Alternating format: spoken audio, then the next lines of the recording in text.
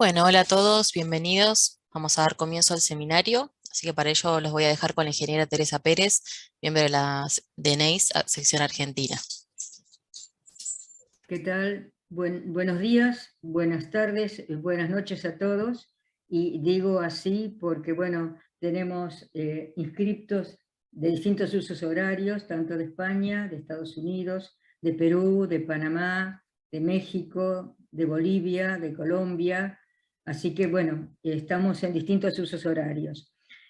Como trustee de la sección argentina, para mí es un gusto darles la bienvenida, agradecerles la asistencia y el interés, y en particular darles la bienvenida a este webinar, que es el último del año 2021, y además el último de esta gestión, o de este grupo de personas gestionando NEIS sección argentina, ya que bueno, estamos en proceso de renovación vía elecciones.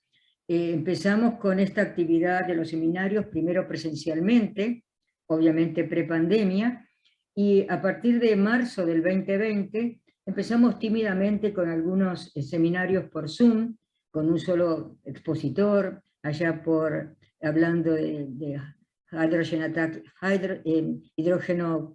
ataque por hidrógeno a alta temperatura o corrosión de politónicos, y eso fue lo primero. Y después, viendo la recepción que teníamos, fuimos expandiendo a tener 2 o 3 expositores, contactar expositores muy relevantes como los que tenemos hoy, que vamos a hablar sobre biomateriales. Ya le vamos a presentar a las 2 expositoras con detalle en un ratito.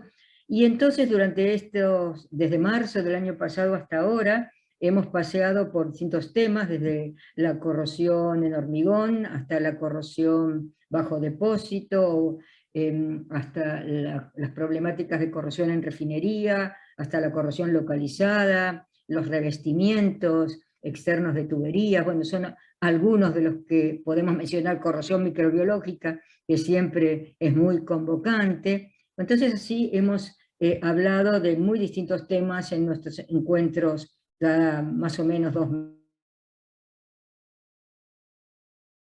etapas.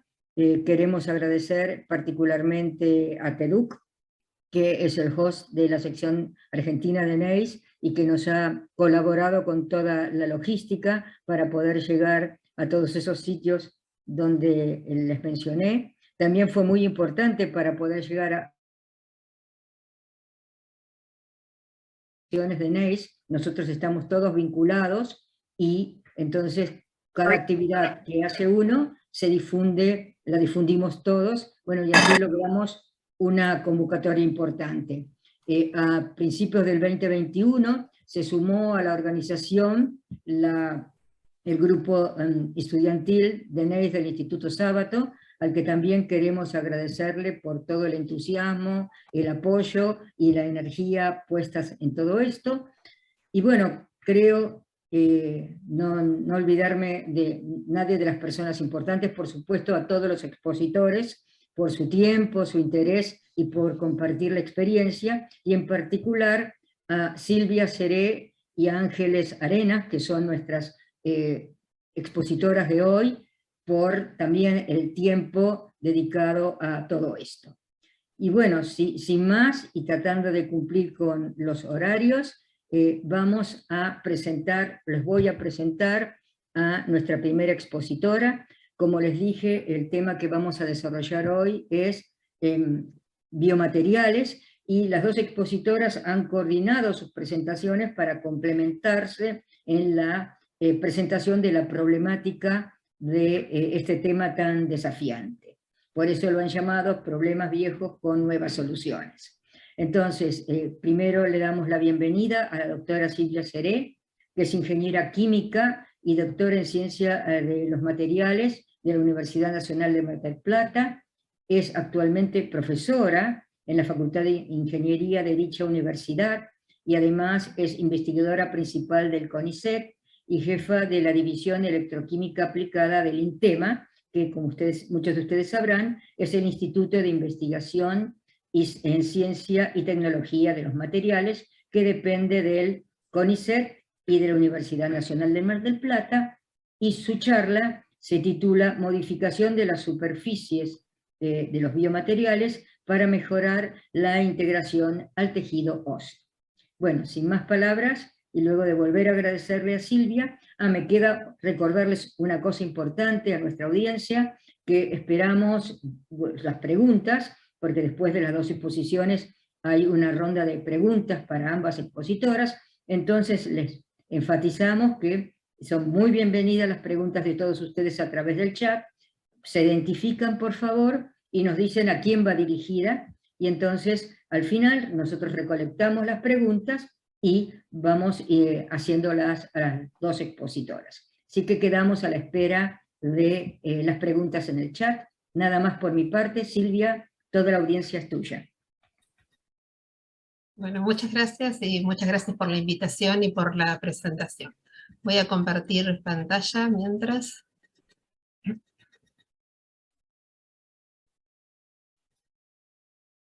Bueno, espero que ahí se esté viendo. Perfecto, Silvia. Perfecto, bien. Bueno, como Teresa dijo, esta charla la titulamos con geles biomateriales, nuevas soluciones para viejos problemas, y lo que voy a contarles un poco hoy es lo que es la modificación superficial de los biomateriales para lograr una mejor integración con respecto al tejido óseo. Primero lo que nos preguntamos es ¿por qué? ¿Por qué nos preguntamos por qué queremos trabajar sobre biomateriales y por qué tejido óseo? Y la respuesta básicamente es porque la expectativa de vida creció mucho en los últimos años y los problemas de las articulaciones afectan al 50% de la población mayor de 50 años, y las estadísticas entonces van a aumentar a medida que la expectativa de vida aumente. Y como dato de la Asociación Argentina de Osteoporosis, hay una fractura de cadera cada 24 minutos, y eso nos da una idea de la problemática que enfrentamos, el mercado, si uno lo quiere ver desde el punto de vista ingenieril, que se enfrentan estos materiales, y el desafío que ello implica. Entonces, ¿qué es lo que nos planteamos? El éxito de un biomaterial depende básicamente de tres factores. Uno es de las propiedades y biocompatibilidad del implante, otra es la condición clínica del paciente, y la tercera es la competencia del médico que realiza la operación y hace el seguimiento posterior. De estas tres, nosotros como ingenieros o como profesionales de los materiales nos podemos dedicar a la primera, ¿sí? Y es a este banquito de tres patas donde nosotros nos vamos a dedicar a fortalecer la pata de propiedades y biocompatibilidad del implante. Vamos a ir un poquito más atrás y definir qué es un biomaterial para aquellos que no están familiarizados con el término. Un biomaterial en términos generales es un material que puede ser de origen natural o de origen sintético, cuyo objetivo es reemplazar una estructura biológica perdida que tiene algún deterioro por alguna causa, por enfermedad o por accidente, y lo que quiere hacer es restaurar la función que tenía antes. Entonces, ¿qué tipo de materiales se implantan? Se implantan materiales cerámicos, poliméricos, metálicos, compuestos, de distintos tipos en función de la prestación que uno quiere tener en el cuerpo. Dentro de todo este mundo de biomateriales, nosotros nos vamos a referir en esta charla solamente a los metales, ¿sí? Y dentro de los metales y a todos los biomateriales les vamos a pedir que sean biocompatibles, dijimos al principio. ¿Y qué es la biocompatibilidad? Es la habilidad del material para ser aceptado por el cuerpo. Y que ese material, una vez implantado en el cuerpo, no irrite a los tejidos circundantes, no cree ningún efecto adverso, no cree una respuesta inflamatoria, ni una reacción alérgica, y mucho menos tenga efectos carcinogénicos. Ahora nos preguntamos por qué fallan. ¿Sí? Todos sabemos que los biomateriales en algún punto fallan, y aunque nos esmeramos en hacer los mejores biomateriales posibles, ninguno llega a cumplir realmente la función, la durabilidad y la prestación excelente que tienen nuestros huesos si vamos a un biomaterial óseo. ¿Qué es lo que les pasa a los materiales? Hay fallas en el material y fallas en el diseño. Y cuando hablamos fallas en el material, nos referimos a la microestructura, a la cantidad de inclusiones que puede tener, a la aleación misma, ¿sí? A la selección del material. Hay fallas en el diseño, hay desprendimientos de partículas. Puede haber corrosiones de los implantes metálicos y las formas de corrosión más común son el picado, el crevice, la corrosión galvánica o la tribocorrosión. También fallan por infección y eso ya excede al material, pero es una de las causas de falla comunes. Y falla la fijación del implante. Y si falla la fijación del implante, cuando uno quiere un implante permanente que tiene que estar, digamos, inmovilizando un tejido, si tiene micromovimientos y falla esa aplicación, genera una respuesta de cuerpo extraño y finalmente el cuerpo lo rechaza. Y conduce a la falla del sistema total. Dentro de los materiales que se usan en cirugía ortopédica, y ahora ya cada vez restringiendo más estos conjuntos a los que estamos hablando, de todos los biomateriales vamos a los metales, de los metales a los que se usan en cirugía ortopédica, los vamos a dividir en dos en la clasificación, en materiales temporarios y materiales permanentes. Los implantes temporarios van a ser aquellos que tienen que permanecer un tiempo en el cuerpo y una vez que cumplieron su función, se tienen que degradar en el cuerpo sin dejar ningún residuo adverso. Eso implica un desafío que es que el material tiene que estar mientras que todavía el daño está y el hueso todavía no se consolidó. Y luego tiene que desaparecer y no antes, ¿sí?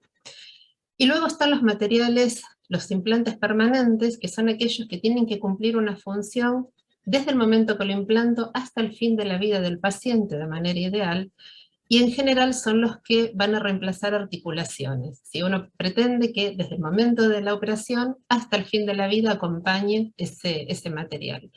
Y para eso nos tenemos que fijar en cómo son las propiedades mecánicas de ese metal, cómo es la resistencia a la corrosión y por supuesto cómo es la biocompatibilidad de esos materiales. Cuando buscamos un material para reemplazar un tejido óseo, en general lo que buscamos es que ese material sea aceptado por el tejido óseo que ya está en el cuerpo, ¿sí? No formar un nuevo tejido óseo, pero que mi hueso reconozca ese material como propio. Ese reconocimiento y esa búsqueda del material para ser reconocido es lo que vamos a llamar óseo-integración. ¿Cómo hacemos que se integre nuestro material al cuerpo? Una de las maneras es pegándolo, ¿sí? A través de un cemento. Eso es uno de los modos que hay y eso serían lo que vamos a llamar prótesis cementadas. Y la otra rama es buscar elementos que no sean cementados, o sea, que no usen un cemento polimérico para adhesión entre el tejido que ya estaban, digamos, el tejido óseo que ya estaba y el metal, sino generar una respuesta que sea natural entre el tejido y el implante que estoy poniendo, y a esos implantes los voy a llamar bioactivos. Son aquellos que van a generar una respuesta en el cuerpo de manera de generar un tejido óseo que se adhiera solito al implante. En términos generales, los metales no generan esa unión natural con el tejido óseo, entonces voy a tener que hacer algo para modificar la superficie para lograr esa bioactividad. Bueno, ¿con qué materiales trabajamos? Los materiales que se implantan, en general, frente a la cantidad de materiales que hay en el mercado, digamos, no son tantas las familias de materiales que se utilizan. Básicamente lo que se utilizan son aleaciones de cromos cobaltos, cromo cobalto molibdeno es la más común, digamos, pero son aleaciones de cromo cobalto, aceros inoxidables en general de la familia 316L, titanio, aleaciones de titanio, circonio es una propuesta, y aleaciones de tantalio ya están ahora en el mercado también. Todos estos dentro de los implantes permanentes. Dentro de los implantes degradables, los metales que se usan para implantes degradables, están en estudio las aleaciones de magnesio y las aleaciones base hierro. Aleaciones magnesio empezó a haber algo en el mercado en Alemania hace muy poquito, pero en general no es un mercado que todavía esté desarrollado. ¿Qué es lo que les pasa a nuestros materiales cuando están puestos en el cuerpo? ¿Qué requisitos les vamos a pedir cuando los pongamos en el cuerpo? Y lo primero que nos preguntamos desde el punto de vista de la corrosión es, ¿estos materiales se oxidan? Y la respuesta es sí, se oxidan, y necesitamos que se oxiden. Los materiales que vamos a usar para implantes permanentes, necesitamos que tengan una película pasiva sobre la superficie del material, porque de la estabilidad de esa película pasiva va a depender la estabilidad del material en el cuerpo.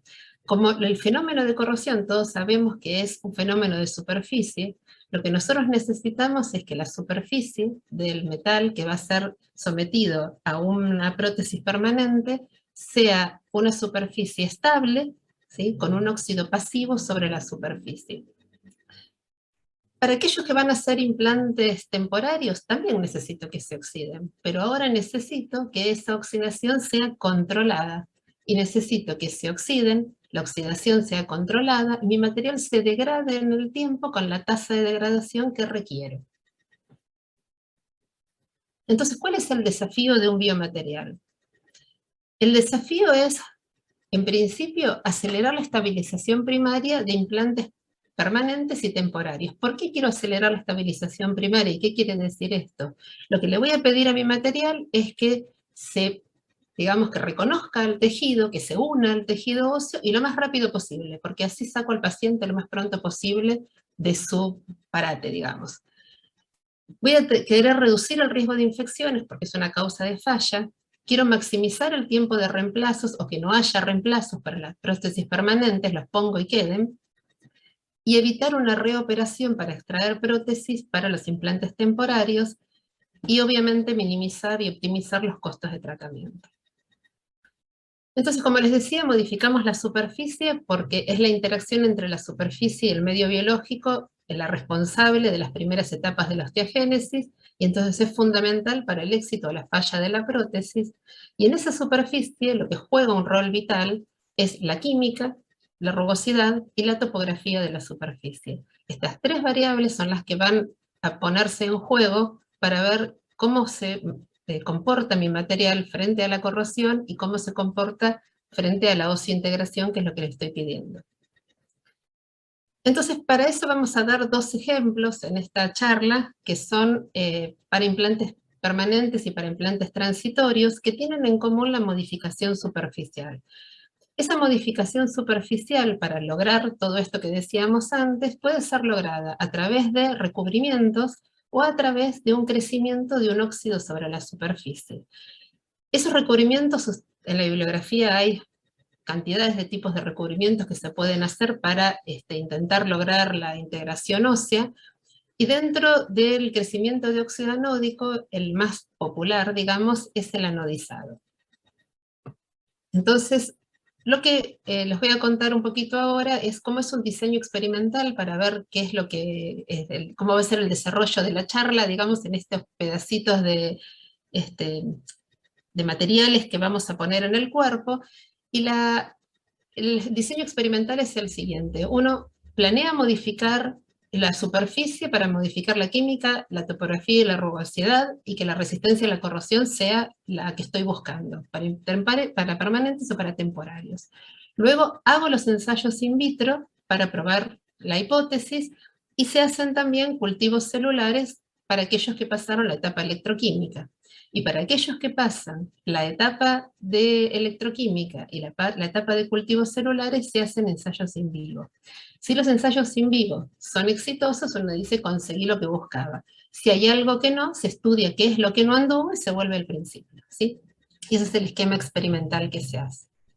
Entonces, dentro de las modificaciones superficiales, lo que vamos a ver en principio son implantes permanentes, y dentro de los implantes permanentes voy a dar un ejemplo de un crecimiento de un óxido anódico para un implante permanente sobre un metal, y ese metal es el circonio.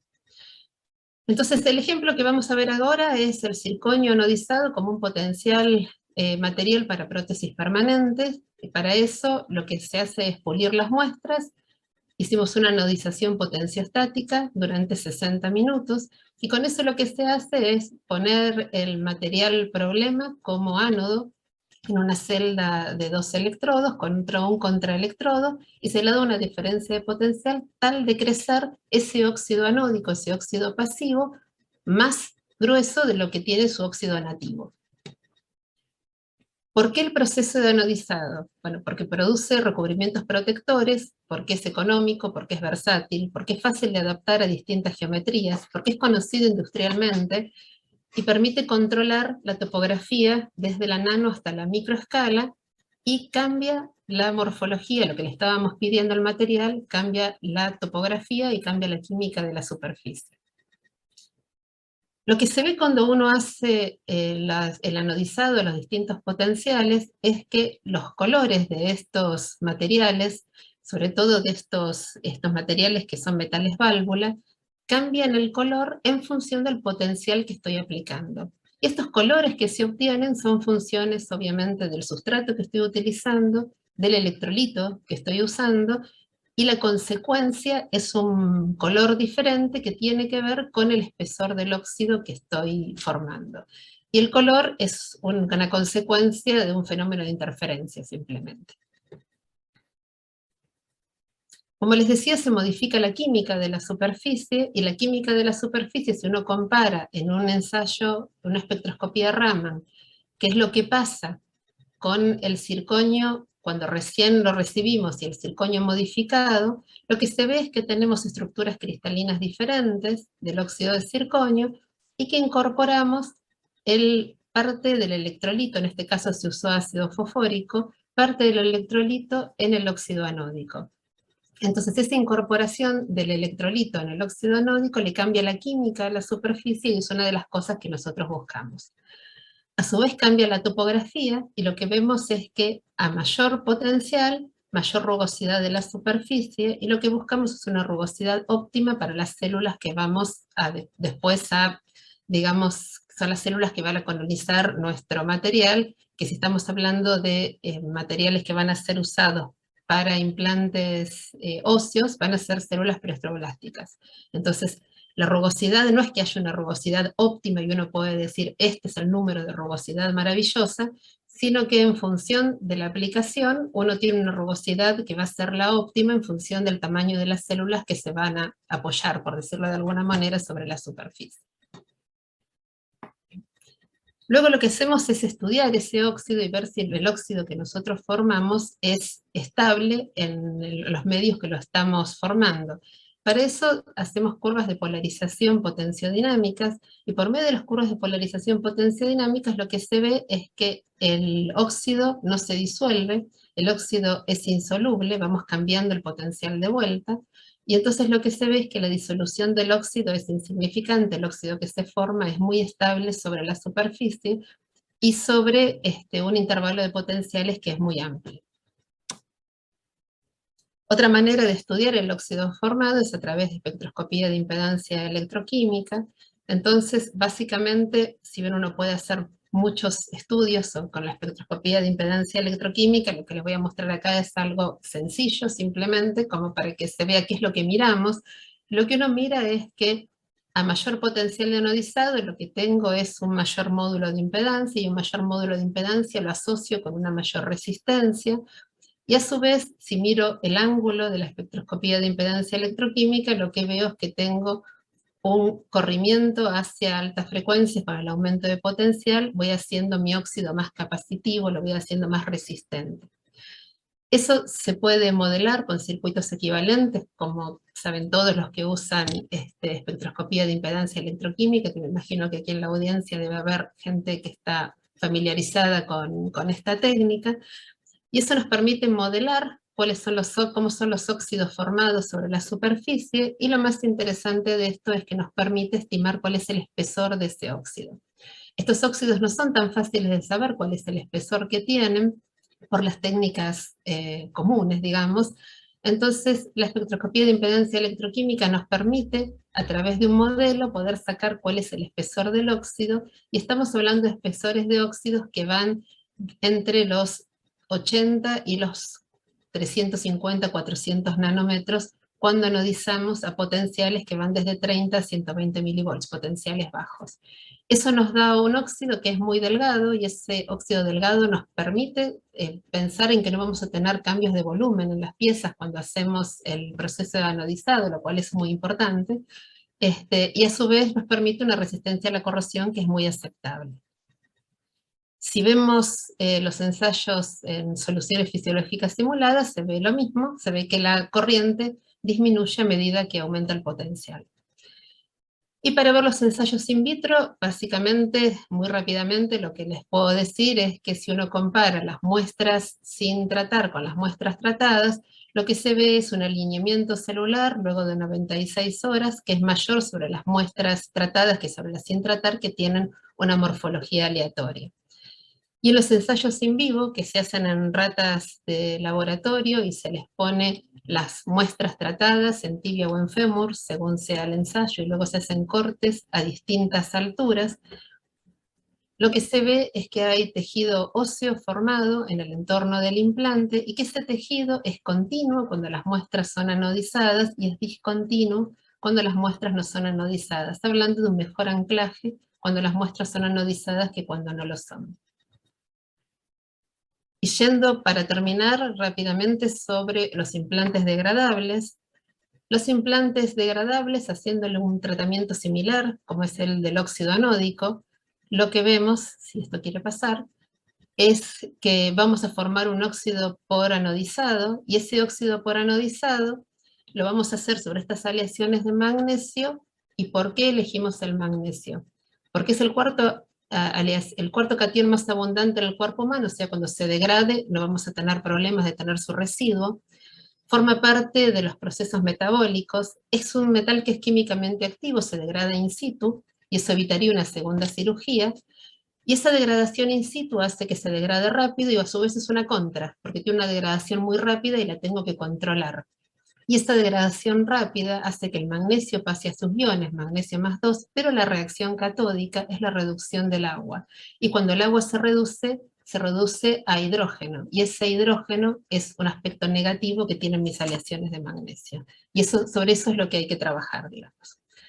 Entonces, si uno anodiza las aleaciones de magnesio, ahora cambiamos el electrolito por un medio básico, se esterilizan las muestras y se hace el mismo procedimiento, cambia la rugosidad y la química de la superficie, y lo que vemos es que el tratamiento de anodizado, si esto quisiera hacerlo, bueno, a ver si lo logro hacer. Silvia, fíjate poner el mouse. Sí, la flechita, digamos. A ver si con eso...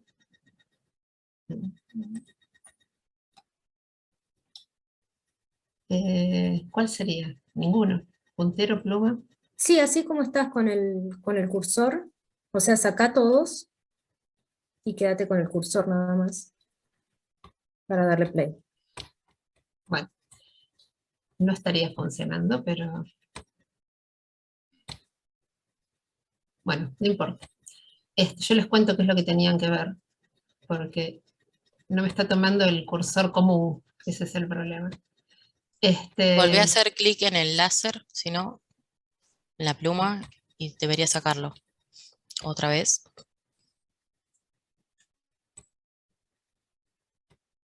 Ahí, gracias.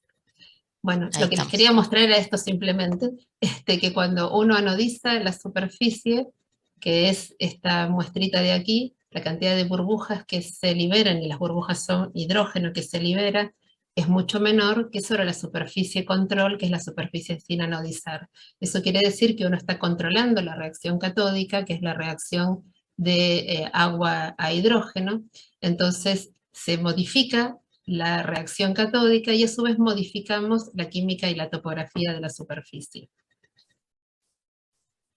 Si hacemos los análisis electroquímicos para ver qué es lo que pasaba, lo observamos visualmente, pero queremos ver qué es lo que pasa, se observan las curvas de polarización, una reducción en la rama catódica, y esa reducción en la rama catódica es deseable, lo que estamos buscando para no tener esas acumulaciones de hidrógeno que serían nocivos cuando implantamos el biomaterial.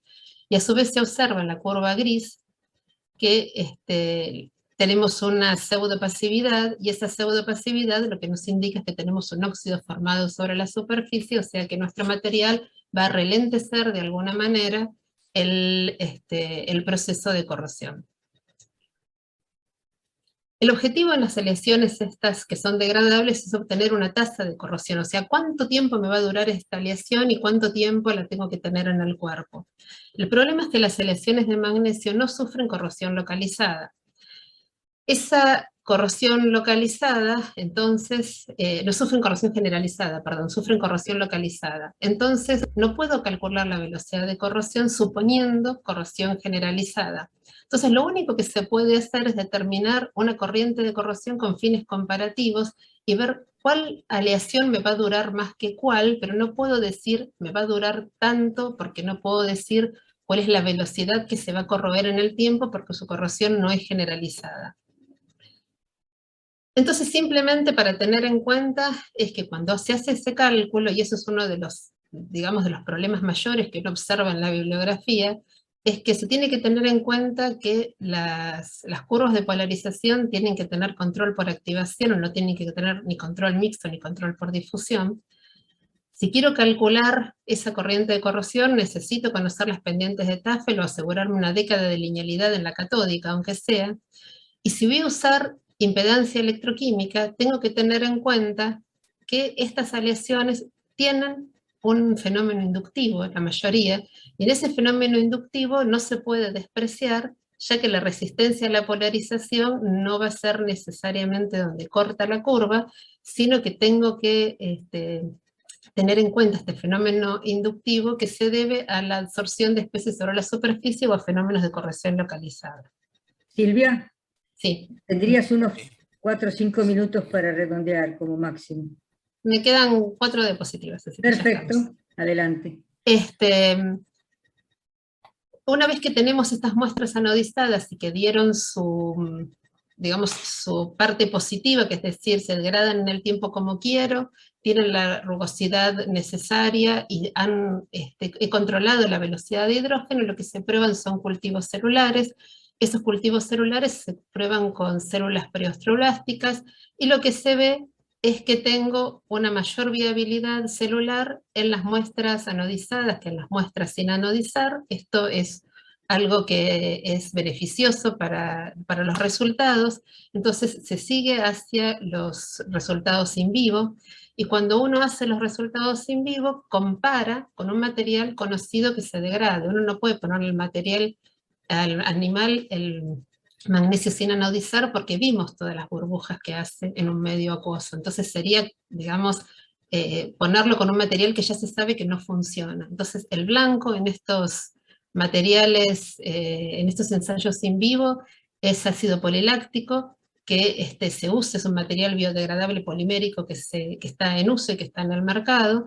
Y lo que se ve cuando uno implanta estos materiales en ratas Wistar, lo que se ve, perdón, es que hay tejido en el entorno del implante, que ese tejido se forma en el entorno tanto del PLA como de la aleación de magnesio, solo que la aleación de magnesio se forma continua en el entorno de toda la aleación, y se observa pequeñas tasas de degradación a los tiempos que está hecho este ensayo, que es a un mes, ¿sí?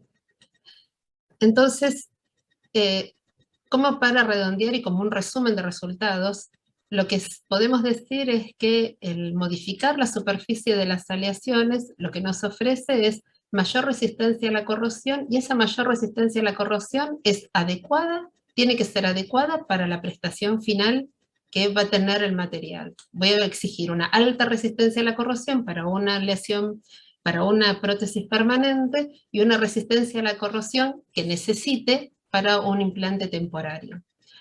En todos los que consigo es tejido ordenado en el entorno del implante, y ese tejido ordenado es ordenado y continuo en el entorno de los implantes. Y lo que tengo en todas las superficies modificadas es mayor tejido óseo en contacto con las prótesis que en las superficies sin modificar o con el PLA.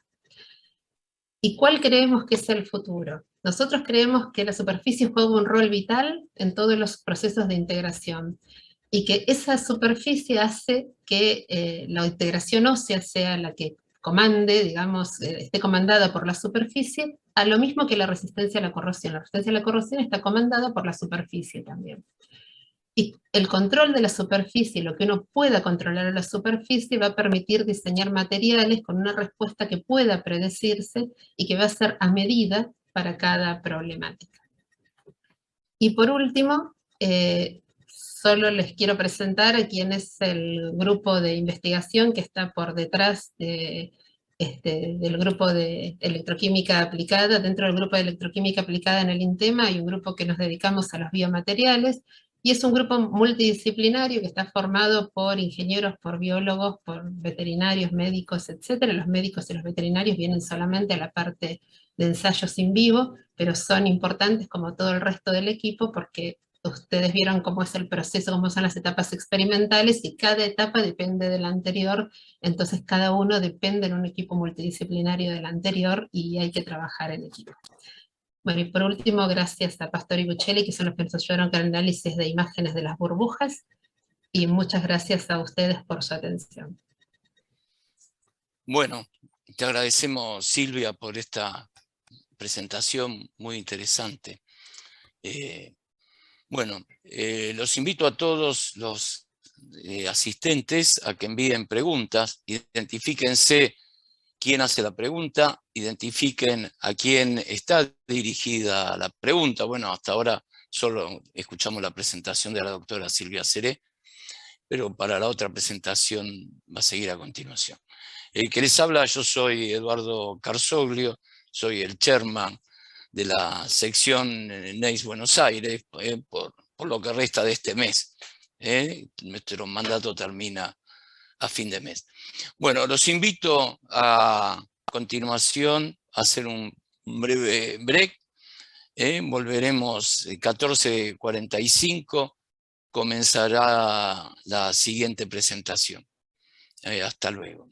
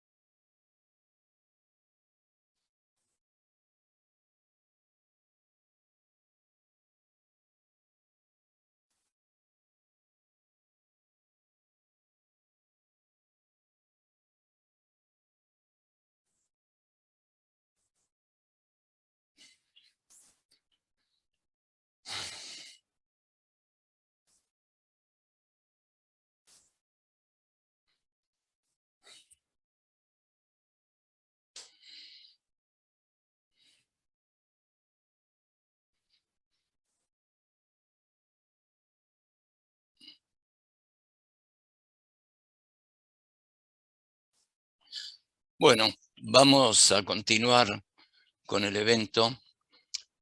Espero que hayan hecho las preguntas. El que no, se los reiteramos, o sea, las preguntas que quieran hacer sobre la presentación de la doctora Silvia Seré, utilicen el chat, identifíquense quiénes son y a quién hacen la pregunta. A continuación vamos a seguir con la siguiente presentación, que va a estar a cargo de la doctora María Ángeles Arenas Vara. La doctora Arenas Vara está haciendo esta presentación desde Madrid, donde reside. La doctora Arenas Vara es licenciada y doctora en Ciencias Físicas por la Universidad Complutense de Madrid. Trabaja en el Centro Nacional de Investigaciones Metalúrgicas, CENIM-CSIC, y pertenece a la escala de científicos titulares de organismos públicos de investigación. Forma parte del Grupo de Corrosión y Protección de Materiales Metálicos, COPROMAT. Es jefa también del Departamento de Ingeniería de Superficies, Corrosión y Durabilidad del CENIM-CSIC y directora del Laboratorio de Materiales Galvanizados del CENIM. Adelante, María Ángeles.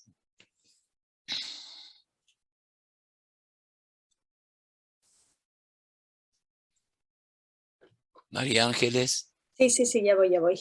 Ah, ya está. Sí, adelante. sí. Tranquila. Sí, perdón. Es que No hay problema. lo siento. Ahí, compartir. Esperar un minuto. Ahora.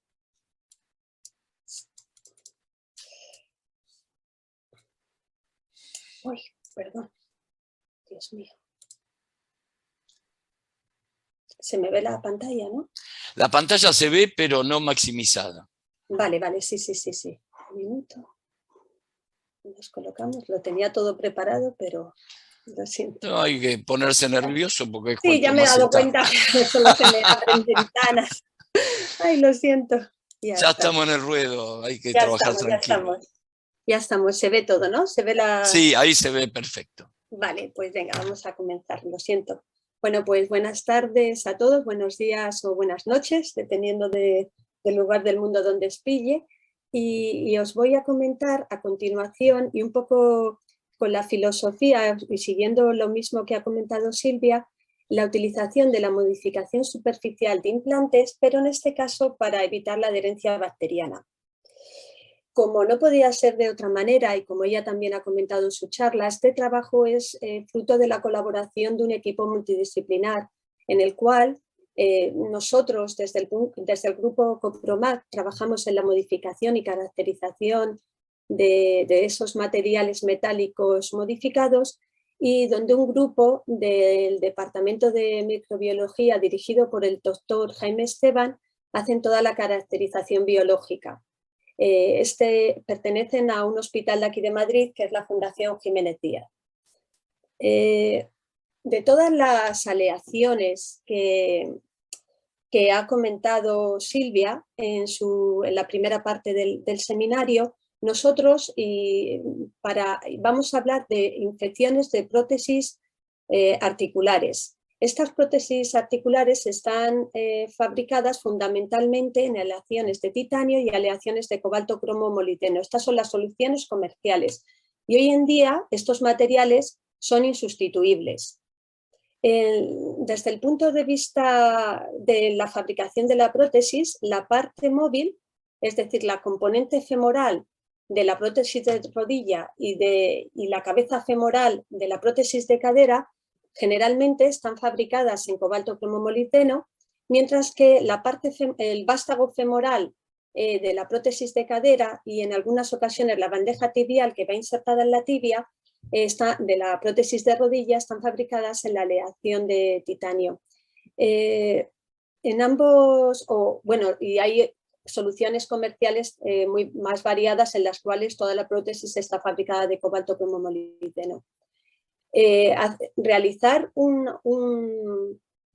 cambio de una articulación dañada en general mejora la calidad de la vida de los pacientes. Sin embargo, estas uniones protésicas pueden fallar debido a aflojamientos, dislocaciones, fracturas o infección.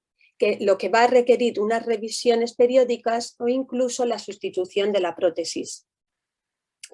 Generalmente, y para que nos pongamos un poco en perspectiva el porcentaje de prótesis que se pueden infectar, estamos hablando de que en el caso de las prótesis de rodillas es entre un 0,8 y un 1,9%, y en el caso de las de cadera entre un 0,3 y un 1,7%. En principio estos porcentajes pueden parecer bajos, pero cuando se produce una infección profunda es en la mayoría de los casos complicada de tratar y en muchas de las ocasiones conduce a la sustitución de la prótesis. Como explicaba también Silvia, para la interacción de un biomaterial con el medio, ya sea para mejorar la integración ósea o en este caso para impedir o para que se dé una infección protésica, va a depender de cómo es esa superficie del biomaterial, de cómo es el sistema inmune del paciente y, por supuesto, cuál es el microorganismo que causa la infección. Dentro de los microorganismos responsables de causar infección, desde el punto de vista clínico, se estima que más del 50% se debe a Staphylococcus aureus y Staphylococcus epidermidis, que son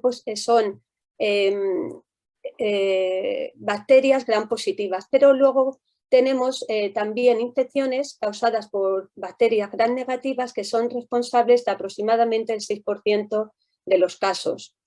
Entre ellas vamos, y a lo largo de la presentación las señalo aquí porque volveremos a estos nombres, está la Escherichia coli y la Pseudomonas aeruginosa. En este caso, las infecciones son muy difíciles de tratar porque en la mayoría de los casos se desarrollan cepas resistentes a los antibióticos que generalmente se emplean para el tratamiento clínico de infecciones, por lo cual imaginaros que es un problema bastante grave desde el punto de vista clínico. Y dado, como veis en estos casos, que el número tanto de sustituciones de rodilla como de cadera aumentan con el tiempo debido a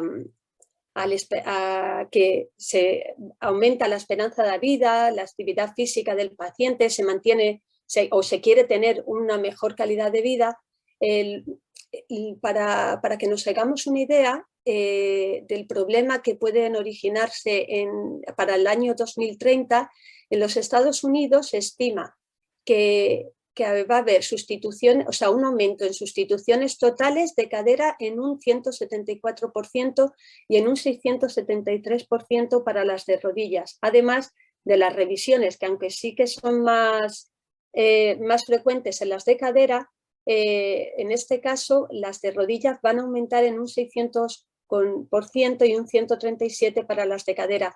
Esto en porcentaje nos hace ver la problemática que podemos tener si lo traducimos en el número de aquellas prótesis que van a acabar infectándose. No hace falta, desde el punto de vista de los microorganismos, no hace falta tener un gran número de los mismos para causar una infección, ya que la mayoría de estas bacterias de las que estoy hablando son formadoras de biofilm. Cristina, en un trabajo clásico del 1987, describe el proceso del desarrollo de la infección como una carrera por la superficie. Es decir, el éxito o el fracaso de la prótesis va a depender de quién conquiste la superficie del implante en primer lugar. Si llegan las células antes que las bacterias, como las bacterias se quedarán más vulnerables al sistema inmunológico y a los antibióticos. Si por el contrario las bacterias alcanzan la superficie del implante en primer lugar, en pocas horas serán capaces de desarrollar un biofilm que las hace inmune al sistema inmunológico y más resistentes posiblemente a las terapias con antibióticos. Además, este biofilm actuará como medio de transporte de forma que puede desprenderse y conquistar nuevas partes de la superficie, extendiendo así la infección por otras zonas del implante. Así, ¿cuál era el objetivo ante esta problemática que nos planteamos en el trabajo? Vamos a intentar disminuir la adherencia bacteriana en la superficie del implante, para prevenir la infección que se provoca, o que se produce durante la propia fase clínica o durante la cirugía propiamente dicha, y si fuera necesario tratar localmente la infección para tratar este fallo. Desde el punto de vista quirúrgico nosotros no podemos hacer nada como expertos en materiales, pero sí que podemos intentar cambiar las propiedades de la superficie. ¿Qué vamos a hacer?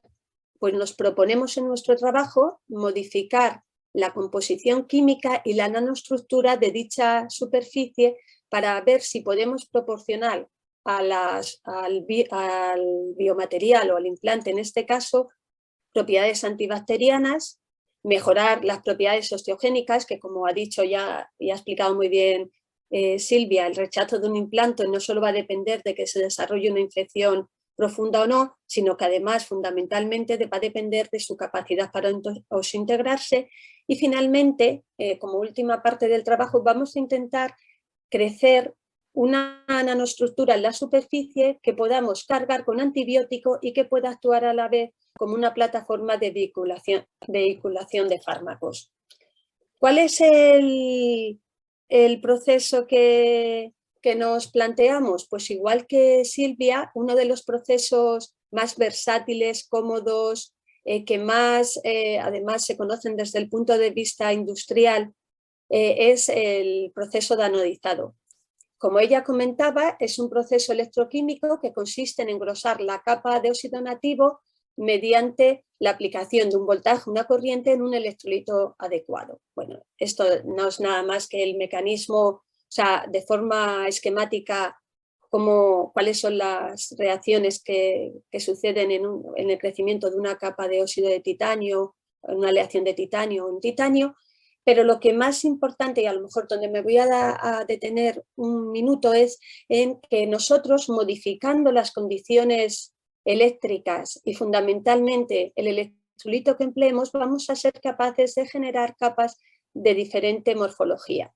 Vamos a tener en un caso capas barrera si utilizamos electrolitos que no son reactivos, donde la solubilidad del óxido es baja.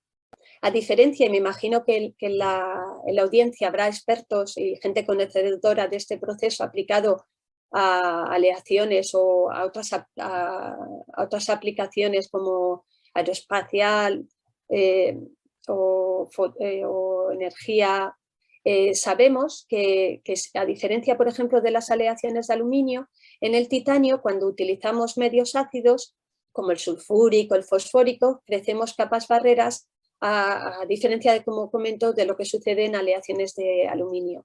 Sin embargo, cuando somos capaces de modificar este baño de anodizado incluyendo iones fluoruro o cloruros, vamos a ser capaces de en estas aleaciones de titanio fabricar nanoestructuras nanoporosas o nanotubulares si fundamentalmente aumentamos el tiempo de anodizado. Luego, ¿qué hacemos? En el trabajo vamos a modificar y a jugar con la composición química del óxido que crezcamos a partir de la propia composición de la aleación y fundamentalmente con una de las variables más interesantes que nos permite el anodizado, y es que es incluir aniones desde el propio electrolito a la capa anódica que pudieran proporcionar a esa superficie con una funcionalidad nueva.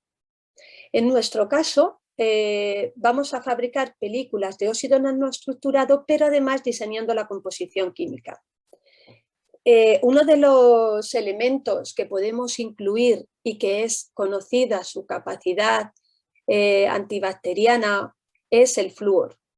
Entonces, ¿cuál es la estrategia? Si somos capaces de utilizar un electrolito con flúor, que es además en el medio en el que se van a generar nanoporos o nanotubos en las aleaciones de titanio, podemos ver si ese flúor incorporado tiene propiedades antibacterianas en esta superficie que estamos describiendo, que son las que comúnmente se emplean para la construcción de las prótesis articulares. Jugando con las condiciones de anodizado somos capaces de generar, vamos a ser capaces de generar nanoporos o nanotubos. en los cuales caracterizamos mediante TEM el espesor de la capa barrera tiene 45 nanómetros y el espesor total unos 100 nanómetros. Y además vemos cómo se ha incorporado flúor en la capa, en un porcentaje de aproximadamente el 4%. En el caso de los nanotubos, como podemos ver en las micrografías, vamos a tener, que me voy para atrás, vamos a tener un diámetro del poro de unos 100 nanómetros, un espesor de capa total de 300 nanómetros y un espesor de la capa barrera de unos 25 nanómetros. Bueno, en principio ya hemos visto y hemos comprobado la versatilidad de la técnica de anodizado para controlar y diseñar nanoestructuras a medida. Sí, como bien explicaba Silvia, y yo no me voy a detener en esa parte, para que la modificación superficial tenga éxito, tanto desde el punto de vista ya sea de integrar el implante o desde el punto de vista antibacteriano, lo que tenemos que además garantizar es que no estamos activando la superficie, es decir, que estamos manteniendo la buena resistencia frente a la corrosión que tenía la aleación de partida. En este caso, en estas curvas de polarización realizadas en una solución fisiológica simulada y a 37 grados, se observa claramente cómo las capas con una nanoestructura nanoporosa presentan una intensidad de pasivación casi 2 órdenes de magnitud inferior al material de referencia, lo que nos garantiza esa estabilidad química que necesitamos a la hora de garantizar que la liberación de iones metálicos ha disminuido y además no provocará fallos en el implante asociados a problemas de corrosión. Nosotros, aunque no lo voy a poner, también estudiamos la estabilidad de este implante, porque son implantes temporales a lo largo del tiempo, y estas capas, mediante impedancia electroquímica, se mantenían estables por más de un mes, lo cual garantiza que el tratamiento, desde el punto de vista de resistencia a la corrosión, no ha empeorado, sino que ha mejorado el material de partida. Pero si lo que queremos evaluar son las propiedades antibacterianas, como estábamos hablando, habremos conseguido que esta modificación superficial, es decir, esta capa anódica dopada con flúor, hagamos que las bacterias se peguen menos sobre esta superficie que sobre el implante sin modificar. En esta primera transparencia, y como hemos comentado, vamos siempre a trabajar con Staphylococcus aureus y la Staphylococcus epidermidis. Hacemos un tratamiento, vamos a incubar, hacer un tratamiento primero de incubación de las bacterias, incubamos hacemos un cultivo de las bacterias, incubamos durante 90 minutos las superficies, las lavamos y luego las miramos en un microscopio confocal usando un colorante, que lo importante es que en este caso este colorante no distingue entre bacterias vivas y muertas, lo único que nos van a dar son las bacterias adheridas sobre la superficie. Entonces vemos que que los tratamientos superficiales, ya sean con una nanoestructura nanoporosa, nanotubular, van a disminuir la adherencia bacteriana en hasta un 50%. En este caso, los primeros ensayos, y estos que os estoy mostrando, hacen referencia a cepas de colección, bacterias de cepas de colección. Pero ¿qué pasa si utilizamos o si nuestros traumatólogos y microbiólogos ensayan estos mismos tratamientos, pero con cepas obtenidas de pacientes que han tenido infección en prótesis de cadera y de rodilla? Pues obtenemos los mismos resultados, es decir, que la adherencia bacteriana para cualquiera de las dos bacterias disminuye hasta en un 50%. Pero y la pregunta que nos hacemos ¿es un efecto de la nanoestructura o del contenido del flúor que hemos incorporado en la capa? Esta es la pregunta que tenemos que contestar. Para ello, como ya hemos comentado, el proceso anodizado es tan versátil que si jugamos con la disolución adecuada seremos capaces de incluir flúor en porcentaje atómico adecuado en la capa, pero sin generar una nanoestructura. Es decir, queremos separar el efecto de la nanoestructura con el efecto de la presencia de flúor. Para ello crecemos capas, vamos a tener pulidas químicamente, superficies, capas barreras sin flúor, capas barrera con flúor y luego nuestras dos estructuras, nanoporosa y nanotubular. Como ha comentado también en la charla anterior para la desintegración, en el caso de las bacterias es fundamental analizar cuál es la rugosidad de la superficie, y porque se supone que para superficies mayores de 200 nanómetros las bacterias se adhieren más. Hay que ver si nuestros tratamientos superficiales nos mantenemos por debajo de esos 200 nanómetros, por lo cual la influencia que puede tener este parámetro en la adhesión bacteriana es mínimo. Y luego también es muy importante analizar la mojabilidad. Desde el punto de vista de la mojabilidad, dependiendo de la bacteria, hay bacterias que se pegan más en superficies hidrofóbicas, como el aureus, en superficies hidrofóbicas de titanio, o superficies hidrofílicas, por ejemplo, la epidermidis les gusta más pegarse en estas superficies. Si analizamos los resultados que obtenemos, en nuestro caso vemos como la rugosidad para todas las superficies evaluadas se mantienen por debajo de los 200 nanómetros, luego no parece que sea un factor que vaya a influir en la disminución de la adherencia bacteriana que estamos obteniendo, y por otro lado vemos que en cualquiera de los casos las superficies son hidrofílicas. Por lo tanto, si hay cambios en la disminución de la adherencia bacteriana que observamos, parece ser que fundamentalmente es debido a la presencia de flúor, como podemos ver en la gráfica de la derecha, en el cual se comparan para diferentes cepas clínicas de Staphylococcus aureus y epidermidis cuál es la respuesta de una capa barrera anodizada con flúor. Pero bien, hemos sido capaces de generar a priori una capa dopada con flúor que no les gusta a las bacterias, es decir, inhibimos la adherencia bacteriana, pero claro, tenemos que evaluar si esta modificación superficial compromete de alguna manera o merma la capacidad de formación del hueso alrededor del implante. Es decir, vamos a tener un efecto negativo en la respuesta biológica por tener esta capa con flúor. Pues para evaluarlo vamos a utilizar células osteoblásticas de ratón y vamos a evaluar fundamentalmente la proliferación celular y mineralización. Y observamos cómo estas capas dopadas con flúor no tienen un efecto negativo sobre la respuesta celular. Por el contrario, las capas nanoporosas aumentan tanto la proliferación celular como la expresión génica y la capacidad de mineralización de estas superficies en comparación con las superficie del implante original, es decir, la CP, la pulida únicamente con un pulido químico.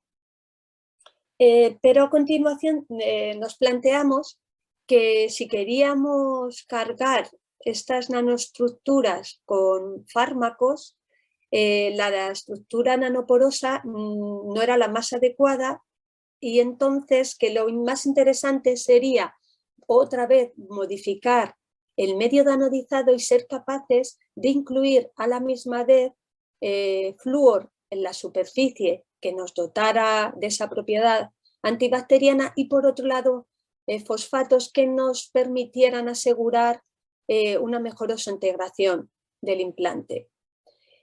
Modificamos el medio otra vez, en este caso vamos a utilizar un difosfato amónico y una sal de flúor, y obtenemos que además de incorporar el flúor en un porcentaje atómico adecuado, del 6% aproximadamente, podemos incorporar el fósforo en torno al 1%.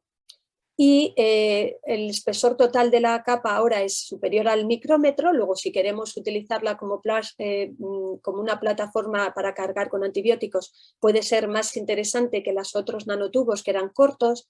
Os recuerdo que tenían unos 300 nanómetros de espesor, y que además, si veis en la foto de TEM, más a la derecha de la transparencia, jugamos con los voltajes aplicados y generamos nanotubos en forma de botella, con lo cual a lo mejor podemos de alguna manera minimizar o ralentizar cómo es esa liberación del fármaco. Bueno, pues con este planteamiento de esta hipótesis de trabajo, lo primero que tenemos que comprobar, muy bien, hemos sido capaces de hacer la caracterización morfológica, no lo he mostrado por tiempo, pero por supuesto antes de pasar a la fase de ensayos in vitro con bacterias o con células, siempre hacemos toda la estabilización, como decía Silvia, el estudio electroquímico de si son estables, si mejoran, si empeoran, si además mantienen esa estabilidad a largo tiempo. Y una vez comprobado, pasamos a hacer los estudios de si estas nuevas capas, que las llamamos NTC, que están dopadas con fósforo y flúor, por un lado son capaces de tener propiedades antibacterianas similares a los nanotubos que habíamos visto anteriormente, y vemos ya en la primera gráfica que sí, que las propiedades antibacterianas son similares a las capas NT dopadas solo con flúor. Luego, muy bien, seguimos manteniendo esa funcionalidad, y además vemos que la incorporación de fósforo, que era algo que creíamos que iba a funcionar, pues nos va a mejorar la respuesta osteogénica en comparación con las capas dopadas únicamente con flúor. Y aquí vemos a diferentes días la proliferación celular es mejor para las NTC que para las NT. Al igual que Ángeles. ¿Qué? Me quedan unos 5 minutos. Ángeles. Vale, voy muy rápido. Sí, entonces vemos cómo pues, es una buena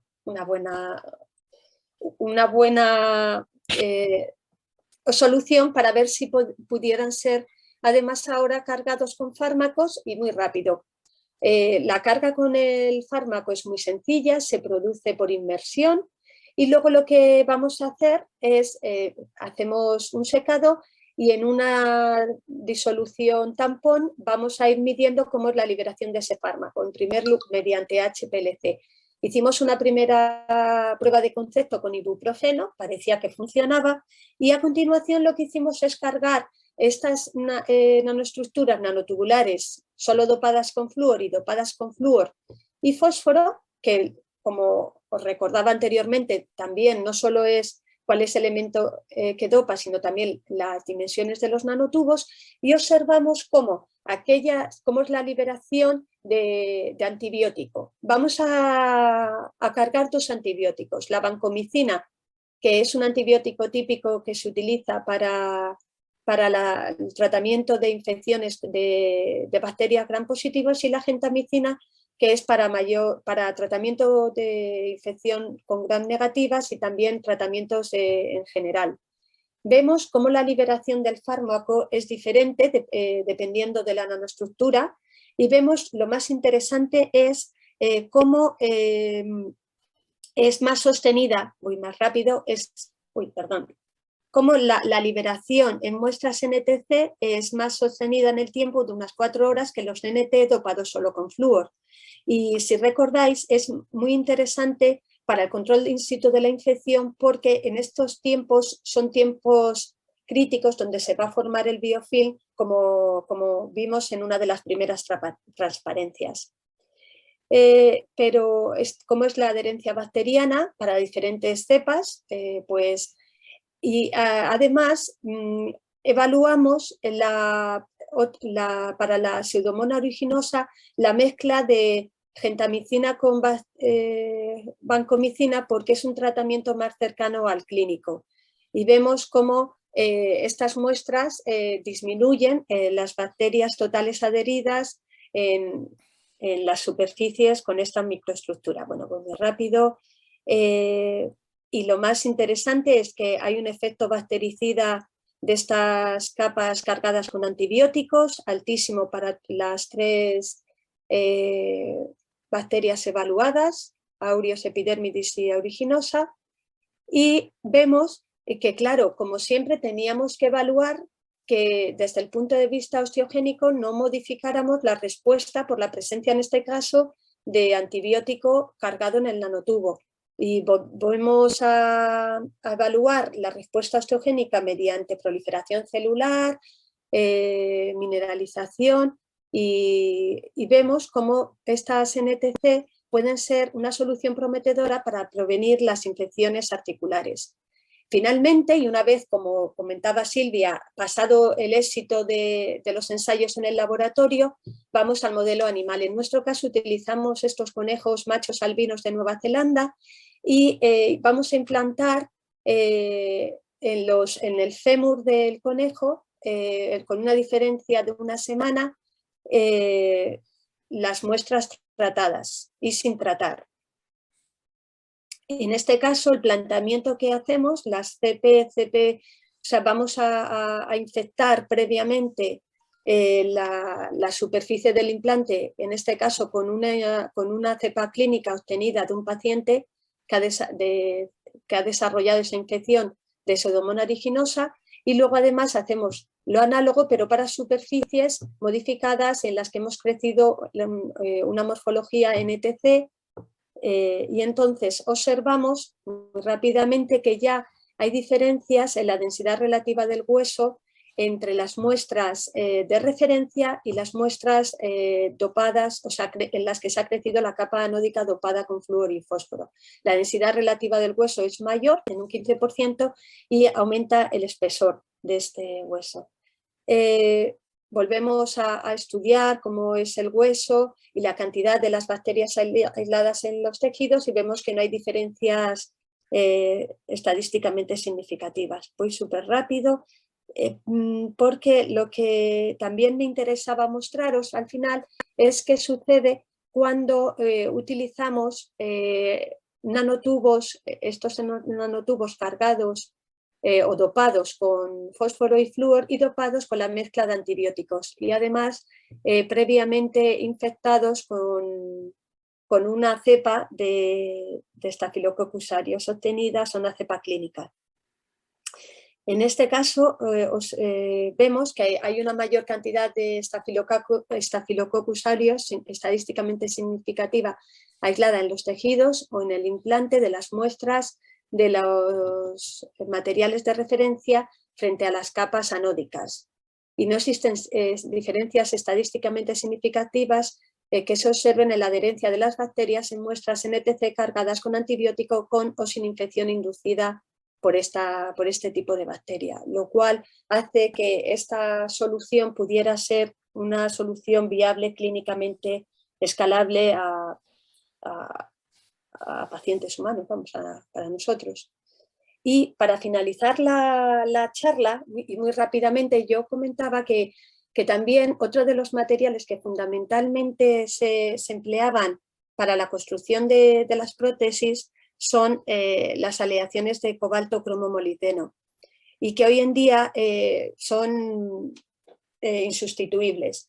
La experiencia o la práctica clínica ha demostrado que no existen diferencias claras en la apetencia de los microorganismos por un material determinado, es decir, no observan nuestros traumatólogos o los microbiólogos que existan diferencias entre las infecciones sobre titanio, sobre cobalto cromo-molibdeno, pero no había un estudio sistemático in vitro para evaluar estas diferencias. Entonces, en la última parte, y en lo que nos estamos centrando nuestra investigación ahora, es en el estudiar cómo, sin modificar las superficies, si existen diferencias in vitro entre los materiales entre estas dos aleaciones. Y se observa que existe una mayor adherencia y aparición de agregados en cobalto cromo-molibdeno que en el titanio, lo cual nos hace pensar que la modificación superficial del cobalto cromo-molibdeno, al igual que habíamos realizado previamente con el titanio, pues que era fundamental realizarla para evitar que ocurrieran estas infecciones. Volvemos a utilizar el proceso de anodizado, pero en este caso tengo que comentar que el crecimiento de estas capas es mucho más complicado, la optimización de los de las condiciones de anodizado. Es un material que no es un material, no es un bale metal. Entonces, en nuestro caso solo hemos sido capaces de crear capas nanoporosas no ordenadas, cuya composición fundamentalmente es una mezcla de un hidróxido de cromo con trazas de óxido de cromo y óxido de molibdeno, y que estamos en el entorno mediante los análisis de RBS nos indican que estamos en capas de unos 50 a 100 nanómetros de espesor. No obstante, estas capas también hemos realizado, en primer lugar, la caracterización electroquímica, mejora la resistencia frente a la corrosión, frente a la aleación de referencia, disminuye en casi un orden y medio la intensidad de pasivación en las muestras anodizadas respecto al cobalto cromo molibdeno de referencia, lo cual otra vez nos va a indicar menor liberación de iones metálicos al torrente sanguíneo, y también, aunque no lo muestre, la impedancia nos indica que estas capas se mantienen muy estables a lo largo del tiempo, lo cual, pasada esta fase, hacemos el estudio, en este caso con la Escherichia coli y el Staphylococcus aureus, y observamos cómo las muestras anodizadas presentan menor adherencia que el cobalto cromo molibdeno de referencia. En este caso, esta disminución es de en torno al 30%, y ahora estamos trabajando en la modificación de la síntesis y hacer los estudios de crecimiento del biofilm, a ver si la presencia de esta capa también inhibe el crecimiento del biofilm. Y para finalizar la presentación, me gustaría destacar que creo que ha quedado demostrado cómo el anodizado es un método de fabricación rápido y eficiente para crecer capas de óxido nanoestructurado, que nos permita tener superficies multifuncionales desde el punto de vista ya sea de adhesión bacteriana o de regeneración ósea, y que además sirve también, y aquí os he puesto un trabajo en el que también estamos llevando a cabo, para aplicar en superficies complejas como son anodizados de estos scaffolds de titanio 6 aluminio 4 vanadios producidos por fabricación aditiva. Nada más, muchas gracias por su atención. Bueno, muchísimas gracias, Ángeles. Una presentación muy completa, y además, bueno, sabemos que es difícil a veces poner tantos años de investigación en poco tiempo, así que bueno, muchísimas gracias. En este momento deberían estar recibiendo una encuesta que vamos a pedirles que nos contesten en un par de minutos, que vamos a tomar para eso, porque siempre nos ayudan a mejorar la organización y los temas que tratamos en estos webinars. Y también, si pueden seguir, o si quieren seguir mandando sus preguntas, lo pueden hacer por el chat, y prepárense las expositoras, tomen agua, que se vienen las preguntas y el debate, así que bueno, nos tomamos unos minutitos.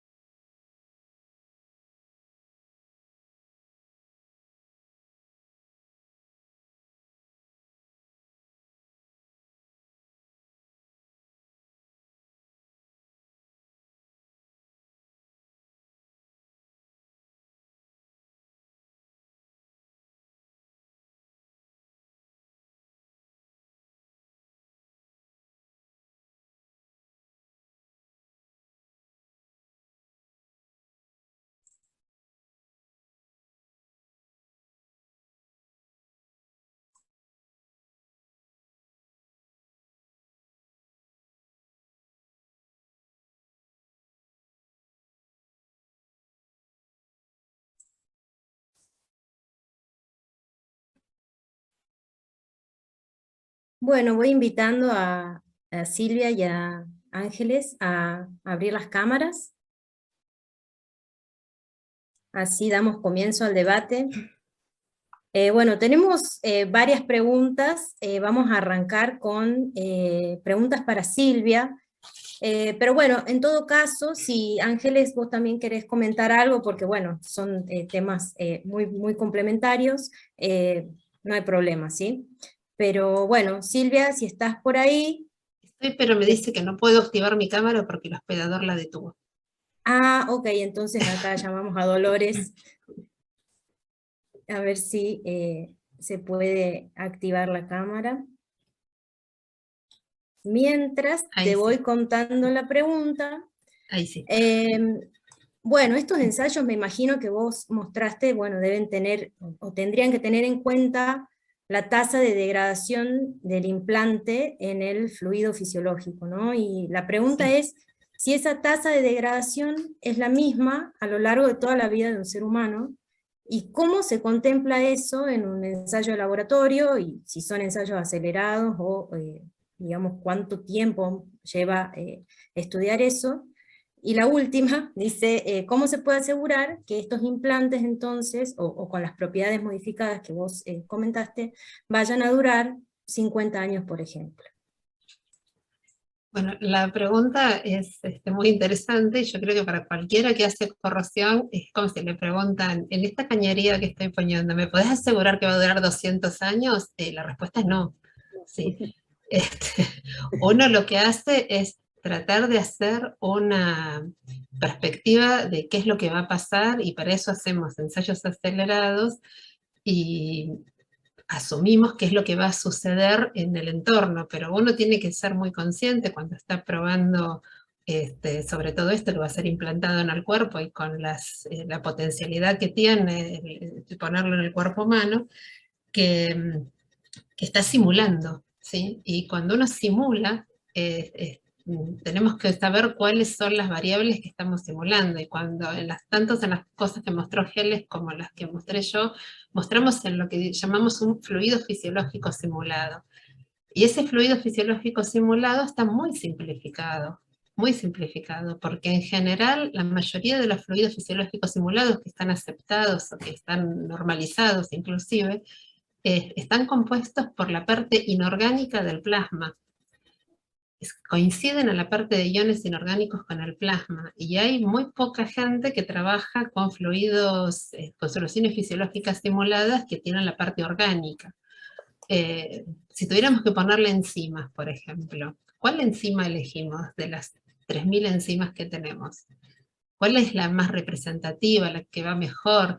Los fluidos en el cuerpo están en movimiento, o sea, no tenemos los fluidos quietos. Tendríamos que simular también las condiciones de flujo, ¿sí? Entonces uno lo que hace es ponerse en una condición que somos conscientes que es simulada. Nos ponemos con los peores iones, digamos, que tenemos, que todos sabemos que si tenemos un material que tiene una película pasiva, lo peor que le podemos dar al material es un medio rico en cloruros, y la temperatura que sea lo más alta posible dentro de lo que va a estar sometida. En nuestro caso 37, 38 grados, más que eso no va a estar. No las probamos a 20, eso es lo que quiero decir, no se prueban a temperatura ambiente, las ponemos a la temperatura del cuerpo. Pero la respuesta es, no se puede garantizar que va a durar 50 años, ¿sí? No se puede, cada ser humano es un laboratorio encima, entonces no podemos garantizar que lo va a durar. Y respecto a si la tasa es constante de degradación a lo largo del tiempo, en realidad, si uno asumiera que la película permanece estable durante todo el tiempo, uno diría, sí, es estable en el tiempo, pero en realidad las películas no son estables durante todo el tiempo. Si es una superficie que está sometida a desgaste y la capa pasiva se desestabiliza por algún motivo, entonces esa película ya no está estable, estamos formando una capa pasiva nueva. Si es un material que es degradable, ese material degradable, la película está renovada todo el tiempo. Como nuestros huesos, ¿sí? Nuestros huesos se renuevan todo el tiempo. Así que no tenemos los mismos huesos que cuando teníamos 5 años, ¿sí? Lo estamos renovando todo el tiempo. A mí estoy de acuerdo con lo que ha dicho Silvia, y solo me gustaría comentar que es que nada es permanente, ni las prótesis que ahora, si necesitamos una prótesis de cadera o rodilla, tienen una vida media bueno, dependiendo de la comorbilidad del paciente y otras cosas muy particulares, pero entre 15 o 20 años. O sea que ese es el tiempo de vida que se le asume a prótesis de rodilla y de cadera. Y luego, por otro lado, estoy de acuerdo con lo que dice Silvia, las condiciones que nosotros simulamos son en el laboratorio con una solución fisiológica simulada, pues es la que es, a un pH de 7,2. Pero, por ejemplo, en el momento en el que tengamos una infección en el cual el pH en la zona circundante al implante disminuye hasta un 5 con algo, aunque hay gente que dice que incluso disminuye más, pero lo más normal o los que entienden de esta parte médica, que no soy yo, dicen que, claro, entonces, cómo estos cambios de pH también influyan en la capa pasiva o en los que tenga ese material, pues claro, va a condicionar, por supuesto, la vida en servicio, bueno, en este caso, del implante. Entonces hay condiciones o a las cargas a las que son, no es lo mismo a lo mejor un chaval de 40 años, bueno, una persona de 40 años que tenga una actividad física mayor, o a lo mejor una persona de 65 o 70 años que va a llevar el mismo implante y no va a hacer la misma solicitación de cargas, porque eso también puede influir en cuanto a que haya un aflojamiento por un problema de cargas mecánicas. No sé, es que hay muchos factores en los que estoy de acuerdo con Silvia, nada se puede predecir. Lo único que elegimos es lo que consideramos mejor desde el punto, tanto en los ensayos in vivo, o sea, in vitro y luego con los ensayos in vivo para ser ya utilizado para nosotros, ¿no? Bueno, muy interesante. Aprovecho para hacerles extensivas las felicitaciones tanto a Silvia como a Ángeles que nos están llegando por chat, por la calidad de las exposiciones que nos dieron en la tarde de hoy. Y relacionado con esto último que vienen charlando respecto de las condiciones de los ensayos, nos llegó una pregunta para vos, Ángeles, o vos, Silvia, también podés comentar si querés, respecto de las condiciones de ensayo, además de las pruebas que se hacen para corrosión, si hacen algún tipo de prueba para el tema del desgaste o si el tema de la degradación física o mecánica para estos implantes no es algo relevante como para evaluar. Es relevante y es posiblemente como uno de los aspectos más interesantes o sea, me alegro o sea, esta pregunta es interesantísima porque nosotros nos planteábamos cuando empezamos a desarrollar estos tratamientos hasta qué punto, teniendo en cuenta que el titanio per se, las aleaciones de titanio tienen problemas de desgaste porque tienen un coeficiente de fricción muy elevado, hasta qué punto estas modificaciones superficiales iban a mantener esas propiedades, o sea, esos problemas de desgaste o incluso porque no sé si han visto alguna vez, pero un implante, o sea, lo que es la cirugía en sí, de cuando están instalando una prótesis de cadera o de rodilla, es menos, o sea, es de todo menos cuidadosa. Un poco delicada, digamos. Sí. Entonces, claro, si nuestro material modificado con la capa nódica va a llegar y le van a pegar unos martillazos para hacer el ajuste con el hueso y tal, ¿hasta qué punto vamos a estar generando partículas de desgaste que puedan ser peores que o de mayor tamaño que las que incluso se generarían únicamente si fuera un tratamiento sin, o sea, una superficie sin modificar?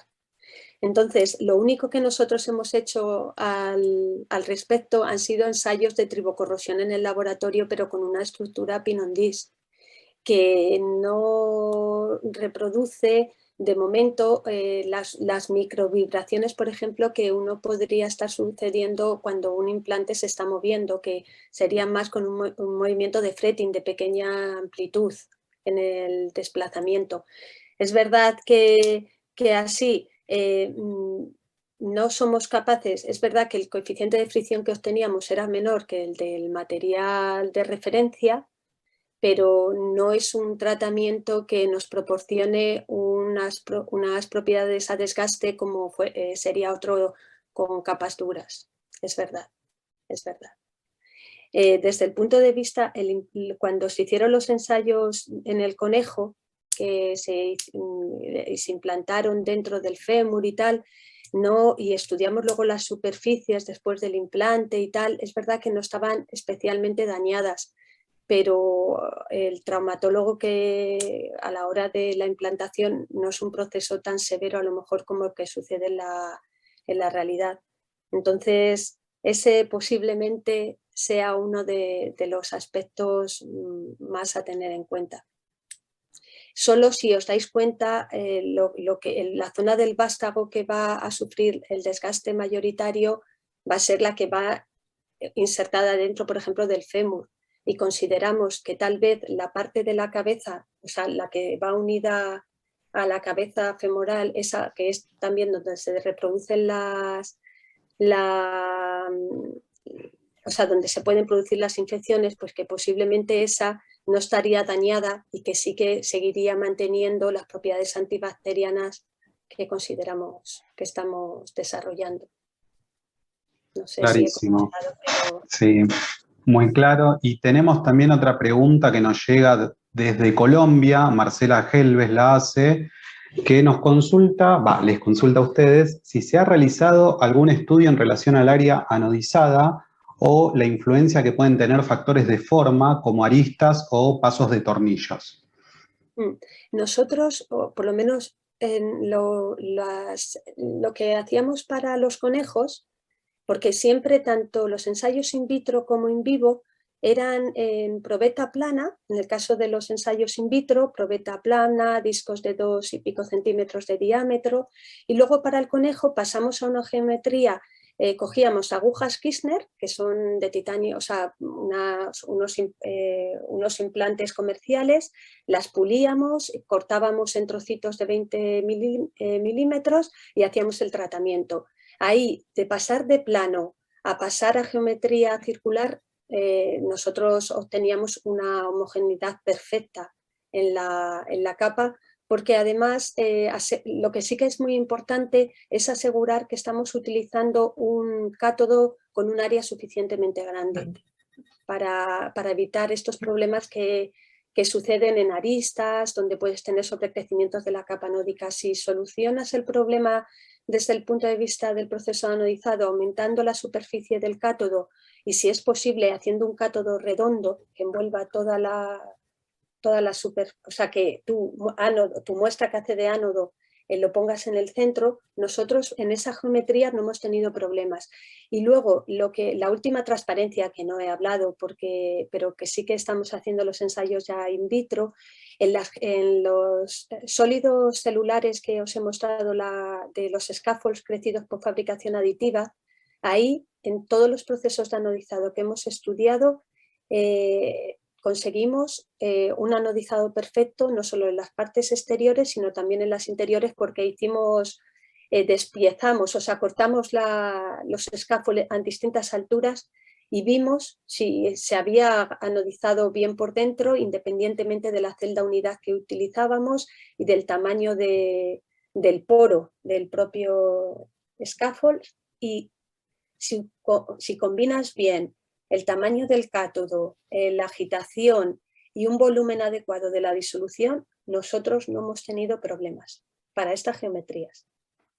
Yo suelo agregar lo mismo que Geles, usamos la misma distribución con el ánodo central y el cátodo radial, y una de las cosas que tenemos que ajustar es la distancia también, ¿sí? La distancia entre el ánodo y el cátodo, y con eso nosotros también hemos recubierto placas planas, cilindros y tornillos, sin dificultad. El tornillo, que parece una geometría muy simple, es una geometría muy compleja. No parece simple para nada. Es, digamos, Así habitual, porque uno tiene una vista de los tornillos y le parece que, qué simple que es esto, y con los valles y crestas que tiene el tornillo es una geometría súper compleja. Bueno, Silvia, ya que tomaste la palabra, tengo un par de consultas más para vos. Bueno, por supuesto, felicitarlas a las dos, sumarme a las felicitaciones que han aparecido en el chat. La primera de las consultas que tengo las voy a hacer separadas. Primero te voy a hacer una y cuando respondas te hago la otra. Es de Edgar Hornus, de la Comisión Nacional de Energía Atómica, y pregunta, luego del anodizado, ¿han realizado curvas de polarización en medios levemente ácidos simulando procesos inflamatorios? Bueno, es un poco lo que lo que mencionaba Ángeles, pero bueno, si nos podés ampliar. Hicimos un estudio solamente para unas aleaciones de titanio, no para estas de circonio que ya mostré. Hicimos para titanio y aleaciones de titanio en pH 4 y 5,5 para ver qué es lo que pasaba, ¿sí? Y bueno, en realidad esos fueron los estudios que hicimos para simular una condición de infección solamente en el electrolito, ¿no? Y la película es estable. No hicimos sobre otros materiales. Bien, pero la conclusión es que la película es estable en esas Sí, condiciones la película también. es estable, sí. Bien. Y otra pregunta que tengo es de Claudio Bunte de la Universidad Tecnológica Nacional y pregunta por el titanio grado 5 que no estaba dentro de la lista de materiales y pregunta si es por alguna razón en particular. No, en realidad puse titanio y aleaciones de titanio. Aleaciones O sea, de titanio en general, porque Sí. no solamente está el titanio grado 5, que es el titanio aluminio vanadio, que es el que presentó Geles, que es la aleación más, no sé si llamarla más común, pero es la que está más expandida. Ahora también hay otras aleaciones de titanio que se están en estudio, que es reemplazar el aluminio por niobio. Digamos, hay otras aleaciones de titanio que están en estudio y que están muy, digamos, intentando ganar mucho mercado. Entonces por eso puse aleaciones de titanio en general, aunque es cierto, coincido con él, que la de titanio aluminio vanadio es la que está más expandida, que es la titanio grado 5. Nosotros, solo por completar, no sé si adelante. por completar Sí, claro. lo que comentaba Silvia, nosotros hemos trabajado para evitar, porque había una controversia y como en estas cosas es muy difícil de probar, hay muchos intereses, los estudios no están claros de si el aluminio, por ejemplo, provocaba problemas de Alzheimer, que era lo que estabas comentando. En el titanio es aluminio 4 vanadio y el vanadio por sí es un metal bastante tóxico.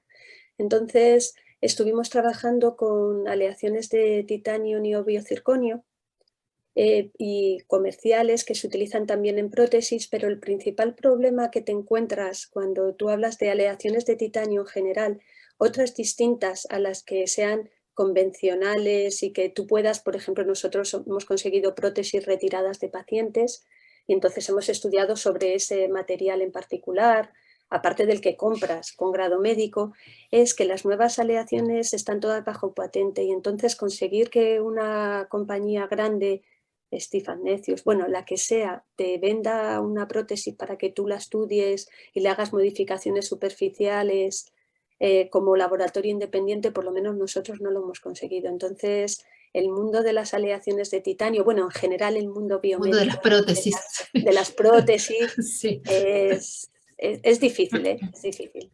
Es difícil conseguir nuevos materiales.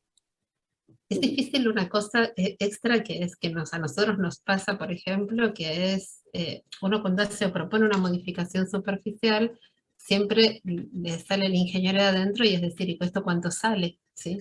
Claro. Estoy haciendo una modificación superficial cuyo costo va a ser mayor que comprarme un material mejor. Entonces, el análisis de costos es una cosa que es obviamente importante. Saber cuánto sale una prótesis en el mercado, ¿sí? No es nada sencillo, porque no hay un precio para una prótesis en el mercado. Sí, y además a nosotros, que en mi grupo pues hay físicos, tal, vivíamos en el mundo, yo creo así, de yuppie, pensando que llegaba el médico, el traumatólogo, y te elegía la prótesis más adecuada, la mejor de resistencia frente a la corrosión, tal, y yo pensando que todo el mundo llevaba prótesis de titanio. Cuando yo empecé a trabajar en esto, todos llevaremos prótesis de titanio, si es aluminio 4 vanadio, tal, porque las de cobalto, había un montón de controversia en la bibliografía, juicios, bueno. Y entonces cuando me explican los médicos, si es que la elección de una prótesis, el primero que la hace, por lo menos en España, no sé, en otros países, es el gerente del hospital, que compra prótesis en general. Y entonces lo que tú dices, ¿cuánto cuesta una prótesis? Pues lo que, dependiendo de la partida que se hayan, claro, la que te van a implantar es pues de tu tamaño. Eso sí, van a respetar, por supuesto, ¿no? Y si eres hombre, mujer, el tamaño y tal. Pero a la hora de la elección del material, que yo pensaba que el traumatólogo tenía mucho que decir, ¿no? A la hora de, pues, este paciente, este perfil, tal, pues que muchas veces es un criterio más económico que médico. Entonces, sí, y sorprende, y a nosotros nos pasó que empezamos todo el trabajo con el titanio 6,4 pensando que era la prótesis mayoritaria y tal, y el traumatólogo y el microbiólogo no hacía más que decirnos, pero ¿qué pasa con las de cobalto cromomolibdeno? Y nosotros, pero si esto ya no lo... Yo decía, pero si esto tiene que ser minoritario, ¿no? El número de prótesis articulares que se implantan o toda la prótesis o tal. Y empezamos a trabajar hace 3 o 4 años con el cobalto cromomolibdeno por una necesidad planteada desde la clínica. O sea, A nosotros nos pasó algo parecido con el acero inoxidable, que en Europa, digamos, del Ecuador para allá, casi no se usa el inoxidable como implante permanente, pero aquí se usa el inoxidable como implante permanente. Entonces nosotros desde el lado de la investigación habíamos empezado a trabajar con lo que se conocen aquí como aleaciones premium, que son las cromocobalto molibdeno y las aleaciones de titanio, y cuando presentamos en un congreso de ortopedia y traumatología, nos dijeron más o menos bajen a la tierra, vengan al acero inoxidable. ¿Qué le pasa al acero, no? Claro, ¿qué le pasa al acero? Y tuvimos que empezar a estudiar qué le pasaba al acero inoxidable como prótesis permanente, porque era una necesidad local. Sí, igual, es verdad, sí. Bueno, respecto a esto que justo estaban comentando, la pregunta que muchos nos estamos haciendo es, ¿estas técnicas o nuevas tecnologías de mejora de superficie se utilizan hoy en día o hay alguna marca disponible o alguien que esté sponsoreando estos estudios? No sé, se la dejo a las dos para que la respondan. Que yo sepa, si es en cuanto a la modificación de anodizado, es algo convencional, pero como marcado. O sea, marcado de que si es amarillo, o sea, creces una capa anódica y el traumatólogo sabe si es amarillo es para hombre, si es azul para mujer o algo así. Por lo menos en el caso del titanio 6,4. Pero lo que sí que ya está implantado y que yo sepa es para los implantes dentales, el anodizado, y esos, los implantes dentales suelen ser de titanio puro, no de aleación de titanio 6,4. En cuanto que yo sepa, si hay alguna solución de capa anódica, óxido anódico para prótesis, o sea, articulares de cadera y rodilla, quitando eso que os digo que se utiliza, pero de forma colateral, ¿no? Para distinguir ciertas partes del implante, pero no la prótesis en sí, como una solución comercial. Yo creo que no, y en este caso no supondría un gasto adicional, o sea, muy caro en este proceso de lo que es una prótesis, yo creo. No, en costo nosotros hicimos un análisis de costos y es insignificante. Se usa como decía Geles, para las aleaciones de titanio, que son las que están más extendidas, se usa el proceso de anodizado en general, acá por lo menos a corriente constante, por una cuestión del color. Del color, eso es. El color ese es un indicativo para, y el médico para poder trabajar más eficientemente, llamémosle, ¿sí? Porque saben que las placas son verdes y los tornillos son amarillos, entonces pueden ver placas y tornillos. Piensen que el campo operatorio es complejo, entonces se lo usa más como una marcación. Y lo que se usa es el grabado ácido, creo yo, simplemente la inmersión en ácido para darle una topografía diferente, o se usó durante mucho tiempo que ya no se usa más, o no está recomendado, los granallados, ¿sí? Porque dejan residuos, ¿sí? Dejan muchos residuos de todo lo que es la granalla, dejan el residuo sobre el metal, y ese residuo que queda implantado, digamos, después del granallado, es el que se desprende en el cuerpo. Entonces eso está no recomendado.